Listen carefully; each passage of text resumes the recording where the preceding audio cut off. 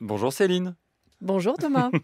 Oui, ça me rappelle effectivement des liens entre les industriels et les médecins et des liens qui ne sont pas absolument nouveaux. Je vous propose de passer de l'autre côté de l'Atlantique.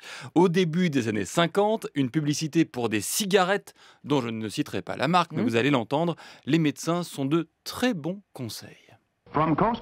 D'un bout à l'autre du pays, des docteurs de tous les domaines de la médecine, généralistes, chirurgiens, cardiologues, ont dû répondre à cette question. Quelle cigarette fumez-vous, docteur? La marque la plus citée fut Camel.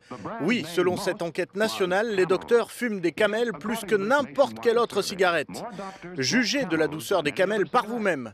Fumez uniquement des Camel pendant 30 jours et voyez si vous n'êtes pas d'accord. Les Camel sont les cigarettes les plus douces que vous n'aurez jamais fumées.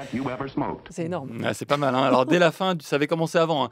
Dès la fin du 19e siècle, dans les journaux populaires, on présente la cigarette comme un médicament, hein, à prendre en cas de grippe, Oui. d'asthme ou même de bronchite. Ah bah oui, Alors, les allons-y. médecins font leur apparition dans les années 1930. Les grandes marques de cigarettes font appel à eux afin qu'ils vantent les vertus du tabac, excellent notamment pour la gorge. Oui, les médecins sont toutefois de plus en plus au courant des effets néfastes du tabac pour la santé, notamment à partir des premières études réalisées dans les années 40. Et au début des années 50, là, les médecins ne font plus de publicité pour les cigarettes. Ouais, là, les études sont désormais incontestables sur les liens entre tabac et cancer.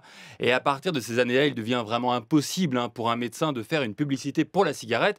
Mais plus discrètement, et là ça me renvoie un peu à l'histoire d'aujourd'hui, des médecins ont été financés de tout temps, de toujours en tout cas, par l'industrie du tabac pour minorer tel ou tel effet sur la santé, voire pour témoigner en justice. Récemment, en 2015, 6 ORL américains ont été épinglés pour avoir témoigné dans 50 procès en faveur de l'industrie du tabac, dans des cas de tumeurs, des cancers dits tête et cou.